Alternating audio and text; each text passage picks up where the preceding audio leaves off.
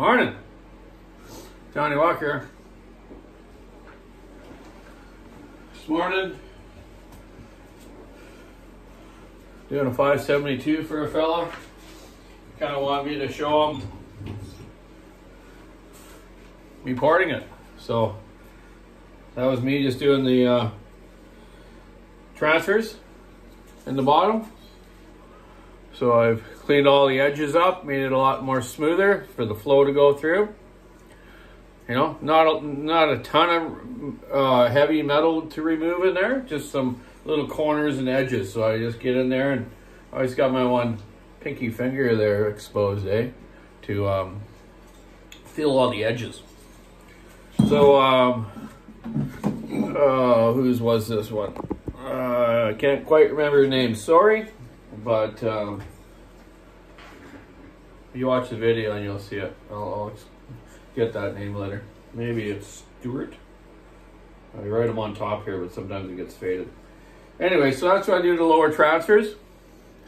Well, the main transfers. Feed from the case on these saws. Most of all the new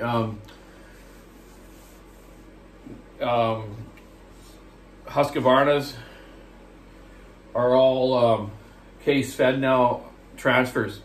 The new 592. Same thing. Look at the size of those suckers. Like I showed you the cylinder yesterday. You know, versus the old side case ones, like in a nice little 346 here, get fed up on the sides.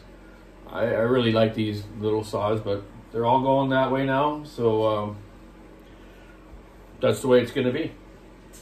The bucket's hat on today. 1, 2, 3, go. That's an old saying from logger sports. 1, 2, 3, go. And the guy can start the competition. On the stills, you know, like this 261, it's still fed from the case, but in the sides. It's kind of a little bit different shape type one. But these little suckers rip good too. I do some mild porting to these and some exhaust work, and they work really well. Every customer's been really happy. There's your little intake notch, like sort of like I was showing you before on Max, how my dad used to do little things like that to the piston. On the 500s and 462s, same deal like the Huskies. Fed from the case, kind of up through the front. So, you know, there's nothing wrong with them. They're not a lot of schlag in there, or grapes as me and my dad used to call it, or you get all those little bumps and crap in there from the moldings, right? So these ones are really clean. You know, I do polish them up and give them a little better flow, but don't need to do a lot. Doesn't take too long. So you just see what I did there from the start to the end. There was me doing these transfers completely. You know, they're pretty smooth. I got them polished and they're pretty good. You see how I first used my my burr bit here, and this is a kind of a cone burr bit. I really like. I can do almost all my porting with it. It's just a great bit. It's about 4 inches long. It's a cone, and it's carbon. What do you call that? Carbide. These things last me a long time, and they're not very expensive. They're only like $25 from CC Specialty. That's where I get all my bits from, and this one just works perfect. I can do almost all my porting with just this one bit, but I do have others. I got my little 1/8 inch shank ones for doing little corners and stuff better, little tapered bits, right? And you'll see that I changed over, and I have 3 grinders here, but this one I'll use for my polishing, and this I just keep my 1/8 inch in, and this is my main hogger. This is a bit that I put these sandpaper cones on here, rolls, and I use that after I pour it. I get this smoothed up with this, and it takes all the little ridges out as you do with your burr. And then after that, I use my sandpaper flat. You can get this jig from CC Specialty as well, where it's about 4 inches long. And a little slot here, you just put your paper in there of your different grits that I have here. I start off with 280, 320, and 400. I kind of go right through it just to get a nice polish to it, you know, it looks good. For the work saws. These aren't racing saws, they're all work saws I do. They're all new ones, these ones, and I got a lot to do. I just started a calendar here today. I'm doing like my dad did years ago. I'm going to mark down each ones I do every day and then try to put the person's name there too, so I keep track of that. I just remeasured the 390. I had a fella mention to me the other day that he ported his 390. He thought maybe it went a bit too far. I've just retimed that. The numbers are still the same as they were 5 years ago. And your port height measurements and the squish. So he gave me some numbers. A lot of guys, I've always done port duration, opening and closing, but there's other ways of doing it. I like the guys to go after top dead center. I see a lot of guys doing that. So I've checked that as well, and it's funny because the way one person mentioned it on YouTube, that I measured it his way and my way, and it's basically almost identical. It's just a different way to doing it. Everyone's got their own way. I like to do it my way. It just seems to be quite fast. There's no arithmetic to have to do because I'm not very good at that. I'm just old school and just know my way, and it works. Might not build the best, fastest ones, but they're reliable and they work well, and that's the idea. I try to use all OEM parts, so even if a person lives in Timbuktu or wherever, can go to his dealership and buy another piston or ring or a cylinder, and it's all going to work properly. He doesn't have to machine anything different or anything like that.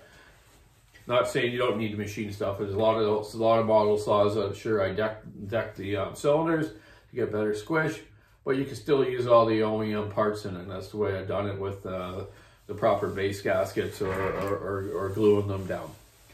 So there you go. Follower that's watching me. I'll get your name though properly. But anyways, that's how I do the 572. And now I'm going to move on and clean up my little edges in the intake and the fresh airflow. I don't do a lot of exhaust porting on these. I basically clean them up and move it slightly. Intake, same thing.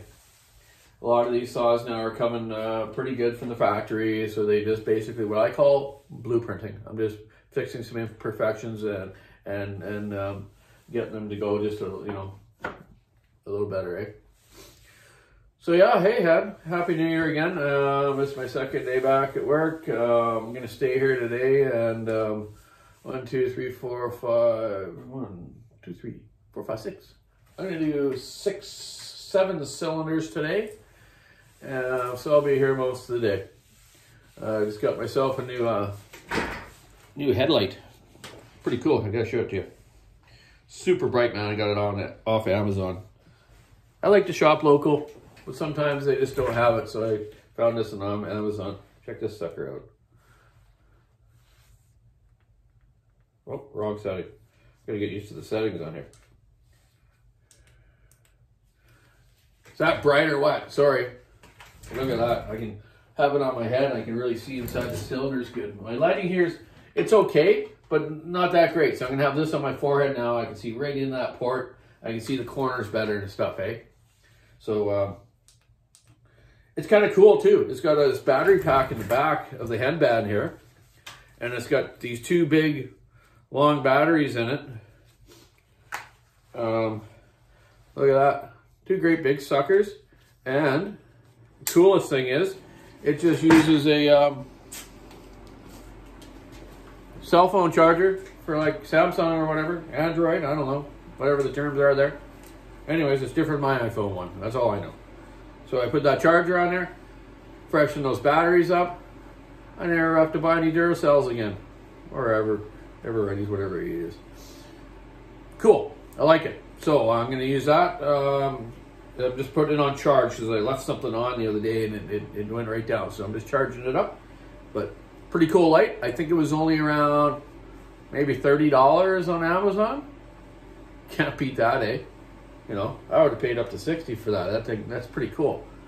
I'm even going to use this when I go out quadding at night and stuff, you know, so you can see a little better where you're looking, eh? Yeah. So anyways, hey, check out lockersawshop.com online store.